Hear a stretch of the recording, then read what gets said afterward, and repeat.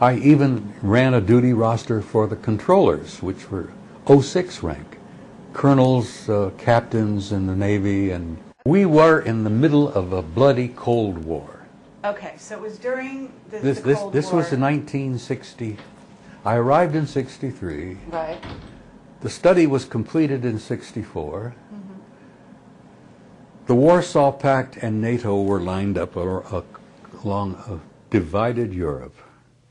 We were bristling with arms. We had 50 divisions here. The Soviets and the Warsaw Pact had 100 divisions here. World War III was just moments away. Okay. That's how close it was. So young people like yourselves cannot imagine what that would be like. So we're in the middle of what's called the Cold War, and you're reading about our relationships and interactions with alien races. Well, let me give you some reason, first of all, why the study was concluded.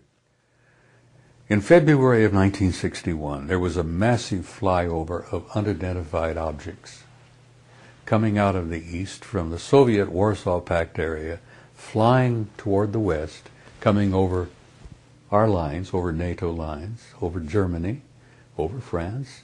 These objects were very high, very fast, in formation, obviously under intelligent control. Did you and they see were this? Circular disc shapes. Did you see it? I didn't, no. Oh. Was it filmed? I wasn't there in 61. Was it filmed? Well, oh yes, we had film of it. Really? The point is that Gordon Cooper, who I'm sure you're familiar with, one of our famous astronauts from the old years, Gordon's gone now. But Gordon shared with me one time, and he shared it publicly, he said, when I flew over Germany in the 50s, he says we'd see these things all the time. He says we wondered what they were, because it was obviously they were under intelligent control. They would fly over our lines. They'd come out of the Soviet sector flying west, as I said, over France, Germany, France, England. They'd turn north over the southern coast of England, and then they would disappear off of NATO radar over the Norwegian Sea. Okay, and you knew, or I assume, the government figured out they weren't Soviet. Is that right? The government didn't know from the very beginning, at least NATO didn't, what they were. We thought they were Soviets for a time. We learned that the Soviets thought they belonged to us. Right. But they were very high, very obviously under intelligent control, in formation, and they would come sometimes en masse. The flyover in February of 61 was a couple of hundred of them. They couldn't count them. Well, and they thought, oh my God, World War III started here. Exactly. Didn't the base at that point aim and shoot? Everybody got on alert. We didn't have the capability to shoot because they were too high and they were too fast. And in those days, we did not have the aircraft nor the weaponry to deal with this.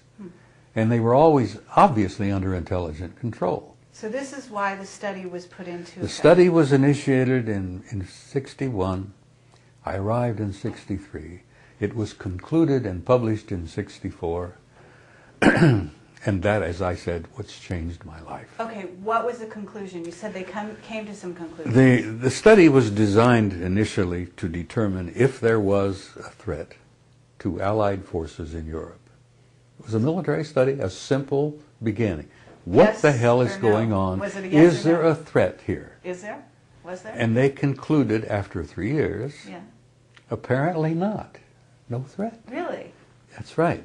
Now the reason they concluded that is, first of all, the technology that they had been exposed to, the technology that had been repeatedly demonstrated to our military, to the Soviets, to everybody, was so far beyond anything we had or even could imagine that the technology was almost out of this world.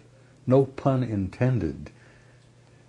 So if there had been a threat from these guys, whoever these guys were, it would have been over a long time ago. As one of our old generals used to say, they could have cleaned our clock from the very beginning, because they demonstrated repeatedly technology that we couldn't even begin to touch. Okay, this is in the 60s, But didn't Eisenhower have a meeting and make a treaty with these people long before that time?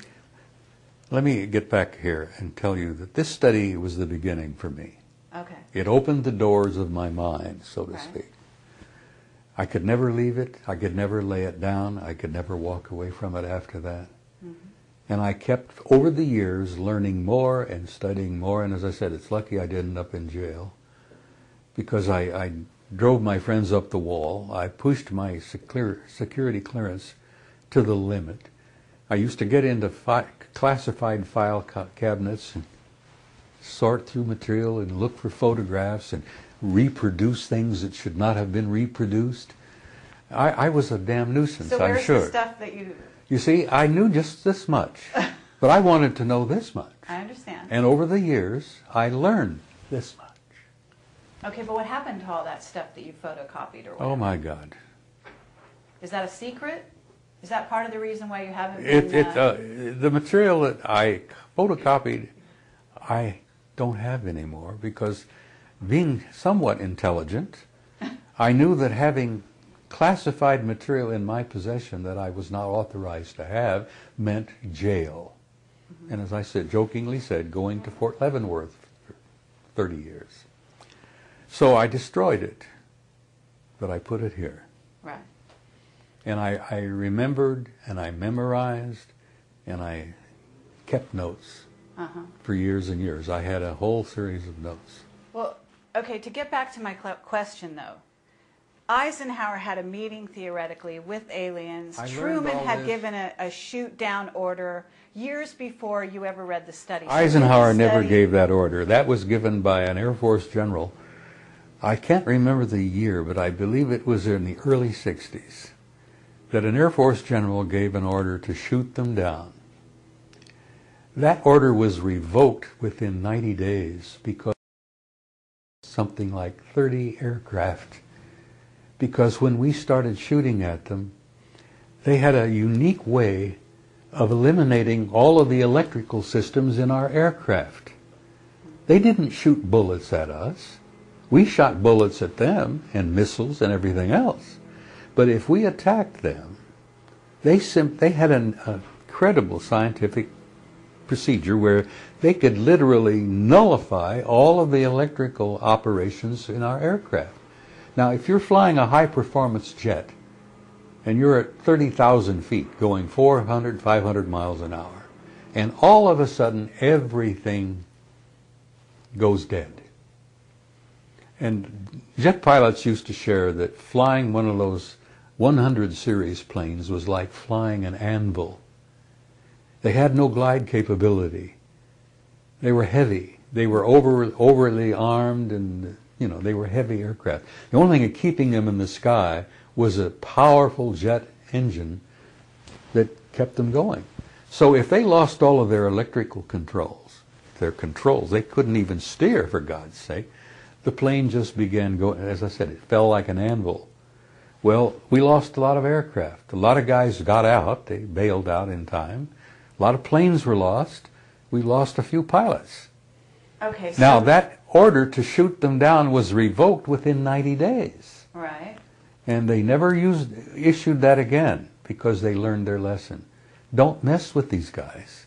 Okay, but you're telling me that you read a report in which the military states that their technology is not up to par, so that they can't compete with people that are flying over, invading their airspace, et cetera, et cetera. They don't know, I'm assuming they didn't know what their MO was. They didn't know what they were there to do, right? Let me tell you briefly what the conclusions of this 3-year study was.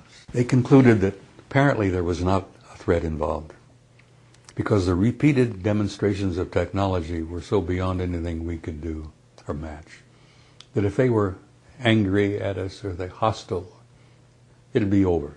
Okay, but the logic of that is not, it doesn't fit. Let me Just because continue. you can't compete doesn't mean it's not a threat. It still could be a threat. Let me go on. Could be an implied threat. This 3-year study did not find any example of overt hostility on their part. Okay. They were not shooting our planes down.